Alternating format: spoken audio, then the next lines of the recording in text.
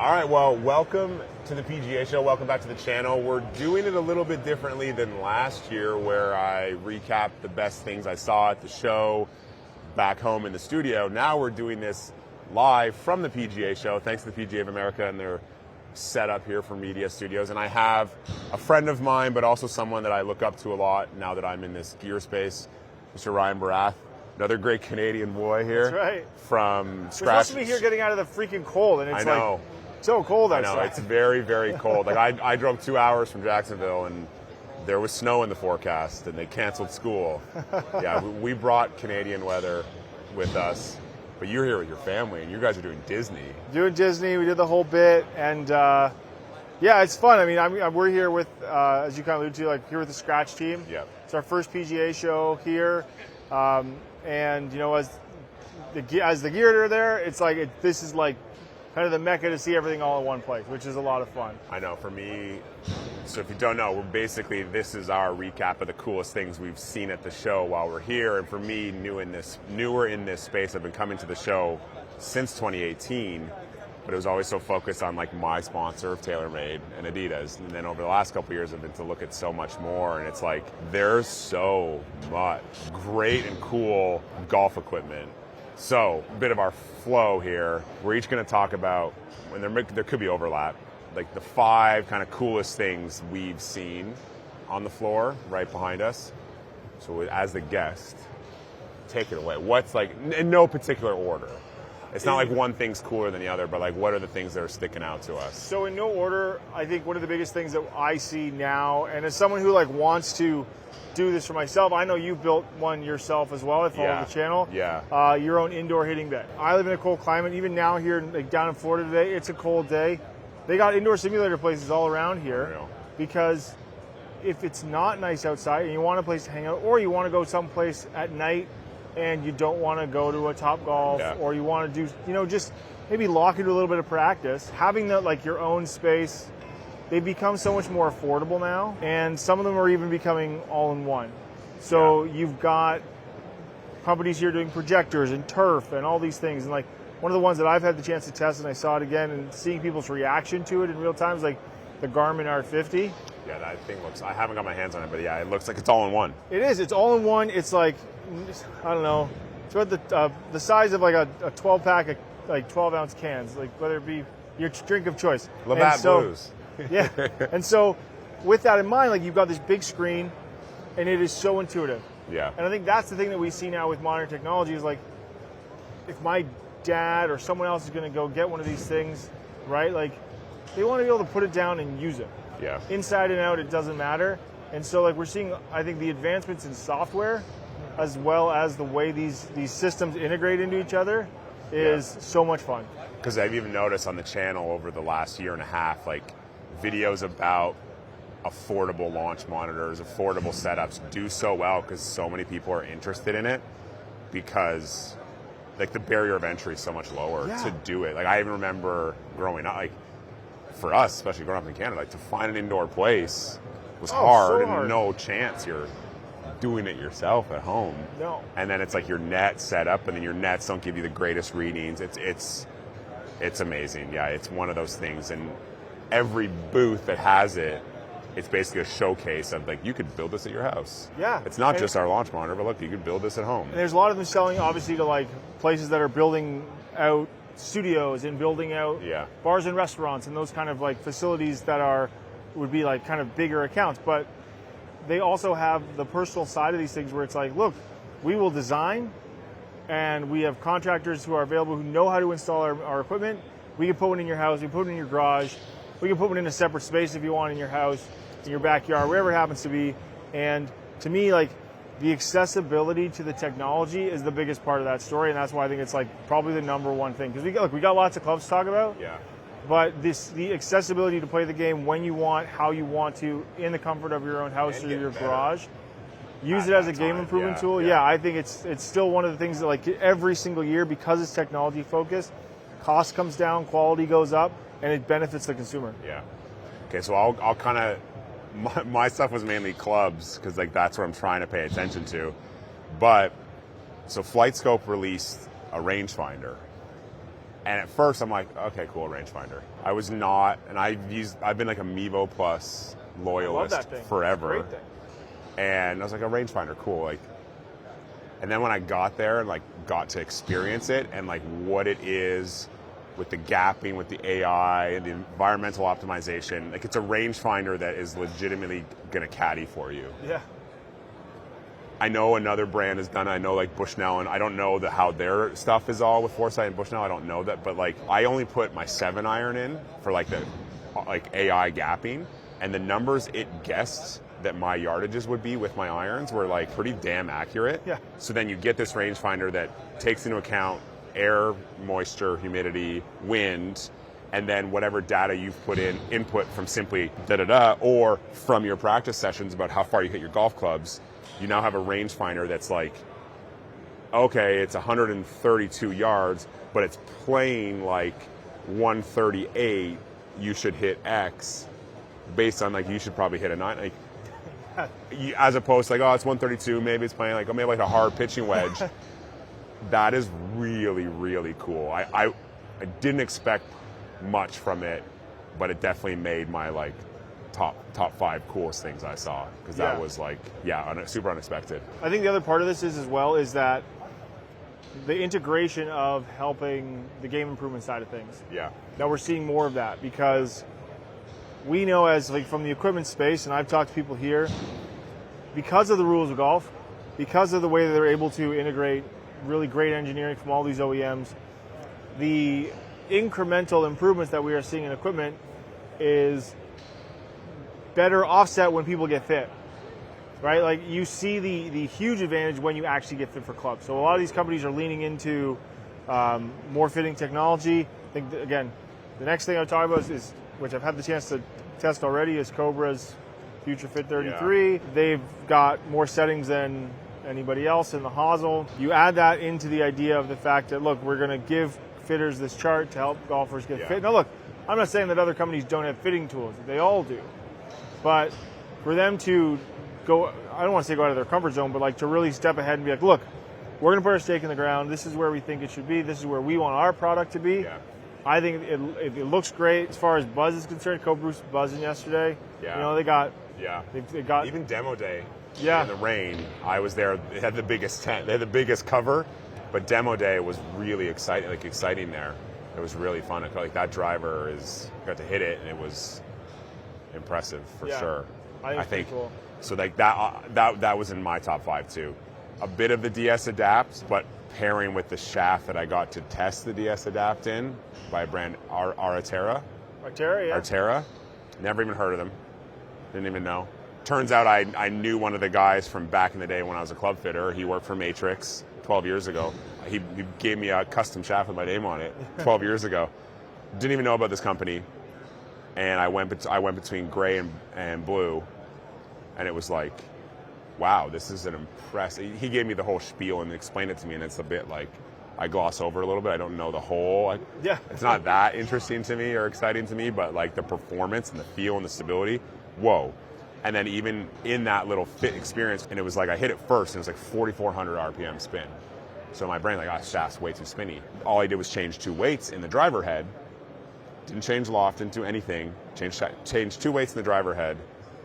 20. Like I never hit it higher than 23 RPM. Then we put the other one in, and it was like coming off a little higher on the face, so it was kind of like 17, 18. It kind of opened my mind to like that driver's performance, but there's a lot to you could do 33. Seems overwhelming, but it's like it's actually more focused and narrow.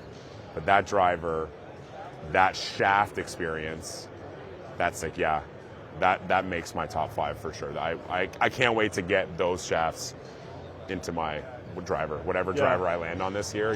So good. I think the thing with shafts, a lot of people think about, like, obviously feel's really important. People talk about how they, spin profiles and all that stuff. But what it's really doing is like it's a timing device that you, as like with your golf swing and your feels, helps get the club face to the point where it's supposed to be at impact, right? Yeah. Like you talked about changing shaft, changing face impact, right? Are we talking about maybe one features a slightly softer tip or a stiffer tip? We're talking about shaft droop. We're talking about closure rates. We're talking about all these different things. And when you find that right one, that's why it's so important. Yeah. So when you see new options or things that are going to feel different for you, again, for yourself, you experience it, and it's like, well, you get that locked in. It feels like it's supposed to. You get the weights, change the settings, all thing, and now obviously you're getting the numbers that you want, right? Yeah. And that's why the shaft fitting side of things is so important, is because you want to make sure that, you know, not only does it feel good, but you're making center contact. Exactly, you talked about that, right? Like once you find that contact point in the face, you're locked in. So I'm gonna jump in for number 3. I'm gonna kind of piggybacking on fitting. So I've just released all my Avoda custom fit videos, and like people have been loving them. Such a different experience going through that fitting with Tom and what he focuses on. But Avoda has their, which I knew it was coming, but I got to see it here, their irons with curvature on the face. It's so cool. Like I saw the ones Bryson's, like I've seen those ones when I was at their headquarters, but the irons they have here with like variable curvature, more in the 4-iron, all the way down to pitch wedge is like, it's one of the most innovative. They're a small booth here, but they're irons with curve in their face. Yeah. That's not anywhere else, and I'm like, that's one of the most innovative things on the show floor, in my opinion. And like, they changed the finish on the irons; they look so good. I'm like, I cannot wait to hit these. I need to check that out. I haven't been over there yet. It's very, very. It's very, like, I mean, bulge and roll on iron faces was something that a Challenger, that club, tried like years ago, like a driving iron. The controller. But then that'd be in my list. That's the third thing I'll mention. It's brief because it's not a whole deep dive, but like irons with curve on the face, is that going to be something that we start to see people, because the forgiveness and the ability, like we've seen with the sub 70 driver, curvature on the driver face creates really good MOI throughout the whole face. Yeah, it was pretty cool. Right on. Yeah, I got to check those out. Yeah, you do. There we go. For me, heard it here first. There you go. The other thing I want to see, like I really liked, and I've been a big fan of theirs for a long time, is the True Linkswear shoes. Okay. You know, like going shoes, nice. Going shoes. I think people forget that, and like, look, there's a lot of people here with like, you got Swing Catalyst here. Yeah. You've got other force plate companies here talking about how to improve your golf swing. You know, this is not just an equipment show. There's a lot of like health and wellness and fitness, and we got guys from TPI doing presentations. Like, there's all kinds of things going on here, and shoes play such an important role, because one, you got to be comfortable, because you're walking I don't know how many miles when you play around in golf. Even if you're just in a cart, you're still walking a lot. They have to be comfortable. Yeah. But you try. It's like, imagine, Canadian reference. Imagine skating without skates on ice with a pair of shoes. You can't do it, right? Like, you need the things to give you the right amount of traction. And we're seeing this now with, I saw one of the Adidas shoe. It's got some really cool spikes on the outside. I can't remember the model name. The new Adi Zero, is it? Yeah, that's it. They could look so. So, like, even Echo's new shoes, the new H5 has really different spikeless pattern that, And you see this because it creates a level of performance. Now, look, you can put mega huge spikes on a shoe, and you know it could give you a lot of performance, but it's not very comfortable to walk in, right? Yeah. These companies have to find a balance. And the one thing that I really thought was cool from True Linkswear was they've got some more of like the chunky shoe style, like runner softer midsole. Yeah. But all of their tech in it. Yeah. And not only that, the other thing that I really like as a golfer who plays in the spring and definitely tries to extend the season as long as he possibly can. I just saw you post the boot. It's like a high top. They have a high top. They got a high top waterproof shoe. Those guys are Pacific Northwest. They're like, we want this to be like, you're going to Bandon. We want this to be the Bandon shoe. Yeah. You can wear it all week. It's going to be comfortable. It's going to keep your foot dry. And I don't think it's coming out until tried that a few years ago. Late summer. Tanked. That one looks cool. Yeah. And for their fall, but it is coming. It's something they're excited about. And it was like the one thing that, like, I walked into the booth and I was like, whoa, what's this? And I was like, that looks sick. Hold up, wait a minute. I golf in the winter. I golf in like this fall. Like, it's rainy. I'm all weather. Like, what is this thing? And it looks really cool because, again, you've seen other options. Sometimes they have a zipper, and again, like, there's not good or bad. But I just think for golfers who are looking for something that is a sneaker style but offers a high top, it's a really cool shoe. That's really cool. Okay, so we're 3-3. I'll let you go. Get something else. Okay. I think you said something about irons. You know what? If I'm going to give one to an iron, I want to go back to Cobra and say the 3D printed iron is like really cool. But I think in general, the one thing that we're seeing from a lot of companies now is the actual expansion of their iron line. Okay, yeah. Right? Like, we're sitting at the Mizuno booth. Like, that's yeah, a great example. We're roughly the same age, and back in the day, it used to be, you get the blade, you get like the smaller, like cavity back, and then you get like the big oversized one. Yeah. Right? That was kind of the game plan for a lot of the OEMs. Now we're seeing at minimum there's 4 irons in a line. Yeah. In some companies they got 5, some are at 6, because it's all about fitting. Yep. Right? And it kind of comes back to the technology conversation earlier. When you have something that is designed to fit more golfers, it's driving, and I don't think it's creating any confusion with consumers, but I think the biggest thing is making sure that, that's what I'm trying to do, is like educate golfers on like what their options are, because there's a lot of tweeners, right? Like, yeah. I can play a 790 from TaylorMade, I can play an Apex from Callaway, I can play a Hot Metal from Mizuno, Hot Metal Pro. Like, well, they don't have that anymore. They have the new Forge. Yeah, but like, you can play these like oversized, chunkier irons, ZXI 7s from Strixon. Like, these things look big. Better players are comboing them into their longer irons. So how do we explain how all of these things fit together? Mm-hmm. And what it does is, at the end of the day, is it gives the golfer choice. The thing that I always find unusual is, like, you hear from like the hardcore gear nuts, and they're like, "Oh, there's so many options." It's like, "Oh, why are they releasing all these options?" There's so many golfers. There's so many golfers, and you have it's giving you the option of choice. Yeah, they're not trying to overwhelm you. Like, if you need more spin in your longer irons, get something that's going to get the center of gravity lower and get that spin up, right? Like, that is why they're there. So take advantage of them. And I think just from like a whole overarching perspective, the fact that there are more options, especially in the iron category where people are trying to use them as scoring clubs, is a big win for everybody. I think so. You had mentioned Strixon, and I've only ever hit their driver and Cleveland wedges, like in my new era of, in my testing era. They were like, when I went to demo day, I was like, that's where I wanted to go first, because I know their new driver looks gorgeous. I liked how the Mark II felt. It's like, even in the shitty rain, I was able to hit the ZXI, the smaller one, the 5. So the 7's the like full forge. The 5 is the one with the fast face on it, but it's still the forged body. But the smaller head would be 7. Yeah. That was the one. And I hit the utility iron. Okay, yeah. Oh my gosh. And the driver, like, that's kind of like on my list. It's like Strixon's lineup. Being able to hit more of it, I had never hit a Strixon iron. I know they have like cult follow. People love them, the feel of them. And even in the rain and the cold, I'm like, oh, this felt really good. Like, it's turf interaction.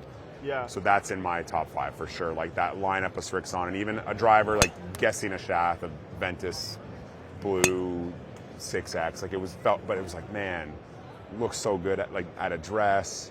There's the LS head, and then the 2 iron. Like, not even, shafts, like stiff dynamic gold 115s. And the Strixon lineup really, really impressed me.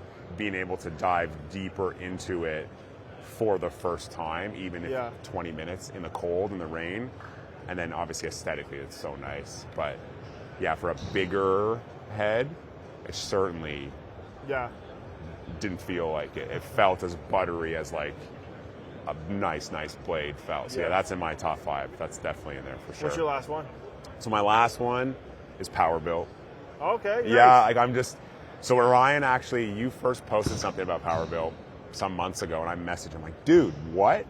Because I grew up at a military golf course in Ottawa in the 90s in the back shop cleaning clubs, and there was a lot of Powerbuilt that would. Oh, yeah. It started with McGregor earlier this year, and I remember I messaged like, wait, what? I use McGregor, but I remember Powerbuilt heads and like just good and bad. Like, there was all gamuts of Powerbuilt stuff because they were one of the bigger manufacturers back in the day, cleaning Powerbuilt golf clubs. And then when that popped up, I was like, wait, what? Not so much the Persimmon. The Persimmon's cool to me, but like the Atlas blade, I'm like, it looked that great. thing is gorgeous. Awesome. And then you got a set, so you put me in contact with them. So I've been talking with them, and like, oh great, they're going to be here. So then like, I just think everything about that to me is very exciting. I haven't hit the irons. I'm thinking I'm going to get a set. They said that we'd like to build you a set to test for everyone, which is great. But there's just something about that, like the aesthetic, the nostalgia, that kind of, I mean, I'm 40 now. Like, I guess the nostalgia is starting to kick in on certain things. Yeah. But there's something about Powerbuilt. that makes this list a top 5. Not deep diving into like all the tech of it or whatever. I didn't get to go. They had an indoor thing. I didn't get to make it, but that's in my list. Like I'm excited about it because the nostalgia, the aesthetic. I mean, the blade looks gorgeous, and from what I've heard, and they're affordable. And like, they're that's affordable the other thing too, right? and they're like a club builders kind of club. Yeah. So there's option. They're not simply like a drop ship DTC like pre-made. You have one option. Lots of those out there. There are. Name names. And what you've had to say about when you've hit them has me excited too. So they're in there. So hopefully we see Power Bill. I get to test those irons for everyone because I think it's great. It's the DTC model, but it's more bespoke. Yeah. Which you don't see so much because a couple of DTCs have dominated and made it seem that all DTC is this, when all DTC is not. Insert company name here. Yeah. You know, like there is bespoke, there is maybe some R&D, maybe some not, but there's like a nuance to it, and it appeals to the club builder, the fitters. So I'm really excited about what Power Built is, that they're back and what they're doing. That's in my top 5 for sure. Well, that honestly, that kind of plays into my last option here is like the idea of, look, I've talked so much about on the front end of tech. I didn't mean to wrap it up on both sides of this thing. No, it's like, great. We've got the front side. The front side was tech, but this idea of like nostalgia. Yeah. Because for us, the core. I mean, yes, the core golfer is still probably a little bit older, skews a little older. Yeah. But for us as millennials, we are the core group of golfers, you know, moving into country clubs, moving into the area where like we have maybe a little bit more free time, or moving into jobs that allow us a little bit more flexibility, right? And because of that, we're seeing, to your point, the idea of like brands kind of focusing in on a lot of stuff. I walked by, now I don't think it's in the same realm, but just to like, I saw a Northwestern, and I was like, what is that? And I was like, wait, entry level product. Yeah. That's what they're there for. They're there to cater to golfers who, I think their slogan on their sign was like, for the imperfect golfer. Yeah, okay. It's like game improvement clubs, very affordable golf clubs, and like, again, neat option. But like Power Built is doing their persimmon stuff with like limited edition stuff with Trevor Larson and Todd Dempsey. I thought they'd be really expensive. Relatively affordable. I was shocked at how inexpensive they were. I was like, oh, these are going to be $600-$700 because it's wood, and they're like under $200. And so like you've got these options here from golfers who are looking, who maybe want to do, the way I think about it is like alternative golf, right? Yeah. Like, I like playing golf with persimmon. I did it years ago, and because of like Andy from the Fried Egg. Yeah. He talked about it. I was like, I never really thought about like golf that way. I've got a bunch of this stuff kicking around. Yeah. And it just like, it kind of opens your mind to like, okay, look, we can bash drivers all day long. Like, that's really fun. Yeah. But like, let's like approach the game some way times a little bit differently. So you've got these guys like Power Built. You've got Titleist has got 25 years of the Pro V1. They're talking about that. They're talking about oil can finish on their wedges, right? I was like, saw that last week, and I was like, this looks unbelievable. It literally brings me back to the time like I first bought my like 200 series Vokey oil can wedges. Mizuno's leaning into like I know they're just kind of behind all the old MPs, and like for me, it's MP14. If you were like when I was 13, 14 years old, like the good juniors had MP14 because of Tiger used that too. It's like they had MP14s. There's an MP14 head there. I'm like, oh, that's so cool. So you've got these like companies that are willing to like look back at kind of their heritage, and we're seeing with like TaylorMade did it with the burner stuff, the mini driver, right? They kind of leaned into that like old school vibe, and I think the idea of these companies are getting to the point now where they're a little bit older that they can rely on some of their like old cool logos. Callaway's got some stuff. Ping's got some stuff. Like, so that's like, so your number 5 would kind of be like the nostalgia pop. The nostalgia, yeah. I'm a wrestling fan, so it's like when people from the Attitude Era come back, The Rock comes back, and it's like people go bananas because we watched it when we were 17 or 16. And you're like, I'm 40, you know your role and shut your you love it. Yeah. The nostalgia pop. So and that's what I think it comes down to. And like clothing's obviously changing up. Like it's getting a little bit more like laid back. Like so but that to me is what I think is so cool about it, because like it allows us to still get clubs if you want with technology. Yeah. That are, you know, they look cool. They're different, right? Even companies like, with head used covers. club space, like I follow a few, like people are searching older clubs. Yeah. They want to play with something like, oh, I used that 20 years ago. I want to find it again. Yeah. And play with it. If only we could get old balls. I know, compare it, because then it's like a true comparison. But even videos comparing a driver from 10 years ago to this year, so many people want the old one to be like, look, it still performs close enough, so you don't have to get the new stuff. Yeah. So it's like we have this affinity for the past while still moving forward. Like you said, your first thing is like tech and moving forward and the accessibility, but it's almost like that nostalgia is like accessibility too. Yeah. Because even if you're getting a game and you're using hand-me-downs, they're old, you actually don't look My out of hand-me-downs were like wooden cut down blades and persimmons. Now instead of hand-me-downs is like mid-2000s adjustable drivers. It's like sick. Like you can get a lot of good value out of this, and I think that's where like it's cool to see that. But then again, if you're a golfer who's like looking for performance, you can find it with the technology that's available today. There you go. Those are the almost 10, and we had a bit of overlap. Like those are the coolest things that we found at the PGA show. So let me know in the comments what are some of the cool things you're excited about in 2025, Ryan. Awesome. Thanks for hanging dude. out. Appreciate Follow it. Ryan. He'll be linked down below. And yeah, we'll see you in the next video.